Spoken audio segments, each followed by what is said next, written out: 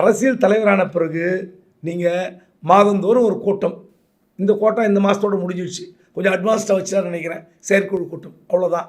August மாதம் பயணம். வேறு என்ன, வீடு தேடி சென்று விட்டார். உண்மையிலே ஸ்கோர் பண்ணார் திருபுவனத்தில், நான் இல்லைன்னு சொல்ல. பாதிக்கப்பட்ட ஒரு வீட்டுக்கு செல்வதற்கு உளவுத்துறையுடைய கண்ணை ஏமாற்றி முகத்தை மூடிக்கொண்டு போய்விட்டார். சென்னை டு திருச்சி ஃப்ளைட்டு, திருச்சியிலேருந்து வேறு ஒரு காரு, இன்னொரு கார் மாதிரி அங்கே போயிட்டார். இல்லைன்னு சொல்லலை. நான் என்ன கேட்குறேன், இப்போது இன்றைக்கு இருக்கிற தமிழ்நாட்டு அரசியல் ஃபுல்லாக திருபுவனத்தை நோக்கி தொடர்ந்து 2-3 நாள் ஆனாலும் அந்த அனல் அடங்கலை. திருபுவனத்தை வைத்துக்கொண்டு திமுக அட்டாக் பண்ணிகிட்டு இருக்காங்க. திருபுவன சம்பவம் தான் திமுகவுக்கு மிகப்பெரிய நெருக்கடி இன்று வரைக்கும். அது திசை திருப்பிட்டார்ல, திருபுவனத்தை திசை திருப்பிட்டார். திருபுவனத்துக்கும் ஒரு தீர்மானம் போட்டிருக்காங்களே, ரைட்டு, தீர்மானம் போட்டாங்க.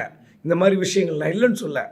அதை கூட ஒரு முக்கியத்துவம் கருதி அதை ஆதவ அர்ஜுனா படிக்கிற மாதிரி பண்ணி தமிழ்நாட்டுக்கே அவமானத்தை தேடி தந்து விட்டார் முதலமைச்சர்ன்ற தீர்மானத்தில் கொண்டு வந்திருக்காங்கல்ல. நல்ல வார்த்தை பயன்படுத்தியிருக்காரு. ஆதவ அர்ஜுன் அவமானத்தை தேடி தந்து விட்டார்.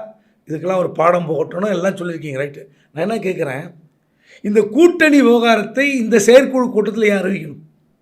எதுக்கு அறிவிக்கணும்? என்ன பிரயோஜனம்? இப்போ திருபுவனத்தினுடைய மொத்த அனலும் உங்கள் கைக்கு வந்திருந்தது.